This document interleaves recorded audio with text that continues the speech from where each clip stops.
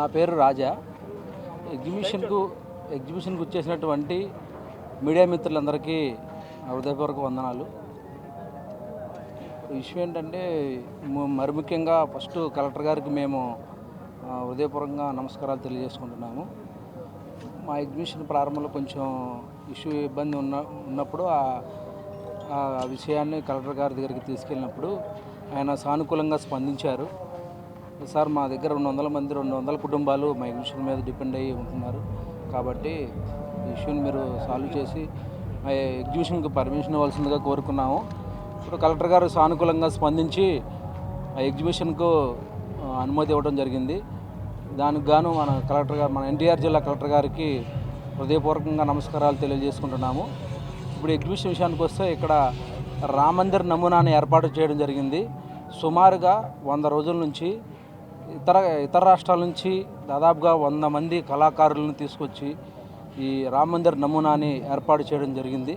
చాలా అద్భుతంగా ఎంతోమంది చాలా రేయింబవళ్ళు పగలు రాత్రులు కూడా చాలా శ్రమించి ఈ రామ మందిరాన్ని ఏర్పాటు చేయడం జరిగింది.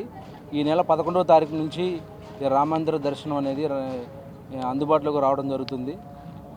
కాబట్టి విజయవాడ చుట్టుపక్కల ఎన్టీఆర్ జిల్లాలో ఉన్న ప్రతి ఒక్కరు కూడా ఎగ్జిబిషన్కి వచ్చేసి రామ మందిరాన్ని ఈ నమూనాన్ని తిలకించవలసిందిగా మేము తెలియజేయడం జరుగుతుంది. అదేవిధంగా రామ మందిరంతో పాటు Titanic museum plus New York city, London city కూడా ఏర్పాటు చేయడం జరుగుతుంది. కాబట్టి ప్రతి ఒక్కరు కూడా మా ఎగ్జిబిషన్కు వచ్చేసి మా ఎగ్జిబిషన్ వచ్చేసి ఈ రామ మందిర నమూనాని తిలకించవలసిందిగా మేము కోరుకుంటున్నాం. నా పేరు మణి అండి. ముందుగా మీడియా మిత్రులందరికీ సంక్రాంతి మరియు కనుమ శుభాకాంక్షలు. ముందుగా మేము కలెక్టర్ గారికి ధన్యవాదాలు తెలుపుకుంటున్నామండి. ఈ రామ మందిరం నమూనా ఏర్పాటు చేసిన తర్వాత కొన్ని ఆటంకాలు ఎదురయ్యాయి. దానికి కలెక్టర్ గారు సానుకూలంగా సందర్భించి మమ్మల్ని సానుకూలంగా స్పందించారు. అందుకు కలెక్టర్ గారికి మేము ధన్యవాదాలు తెలుపుకుంటున్నాము. మున్సిపల్ చైర్మన్ గారికి కానీ, మున్సిపల్ కమిషనర్ గారు కానీ అందరికీ మా ధన్యవాదాలండి. ముందుగా రామ మందిరంతో పాటు టైటానిక్ షిప్, లండన్ బ్రిడ్జ్ ఏర్పాటు చేశాము.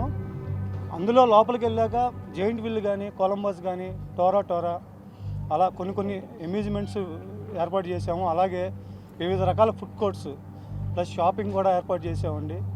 దీన్ని ప్రజలందరూ విచ్చేసి ఈ కార్యక్రమాన్ని విజయవంతం చేయవలసిందిగా కోరుకుంటూ సెలవు తీసుకుంటున్నాం సార్. ఇది 11వ తారీఖు నుంచి ఫిబ్రవరి మంత్ ఎండ్ వరకు అనుకుంటున్నాం సార్.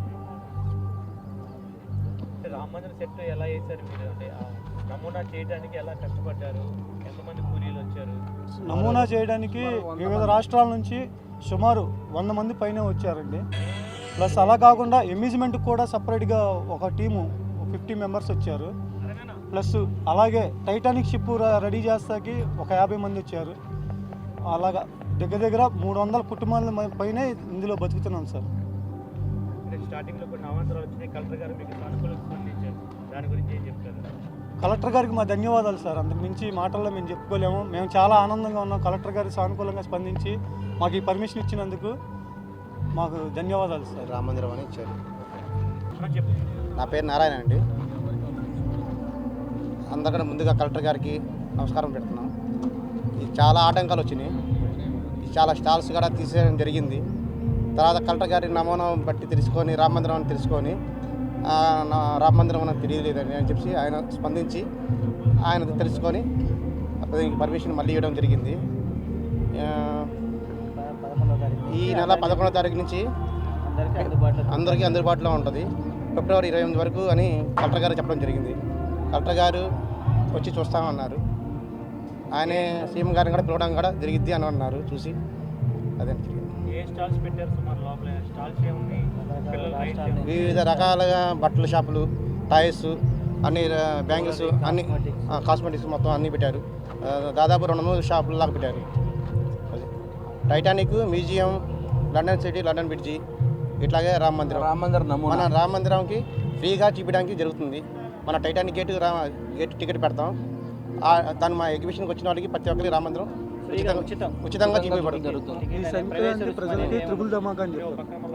క్వశ్చన్ ఈ సంక్రాంతి ఏదండి? ఫెస్టివల్ కూడా ఉంది. ట్రాఫిక్ ఇబ్బంది లేకుండా పార్కింగ్ ఏమైనా ఏర్పాట్లు చేశారా? ఫెస్టివల్ అయిపోయిన తర్వాతే మనది స్టార్ట్ అవుతుంది. ఫెస్టివల్ అయిపోయినాకేనండి 8, 9, 10 3 రోజులు అయిపోయిన తర్వాతే మనది ఓపెన్ చేసి 11వ తారీఖు 11వ తారీఖు ఓపెన్ ఎవరికి అవుతుంది. ఇబ్బంది లేకుండా ఆ టైం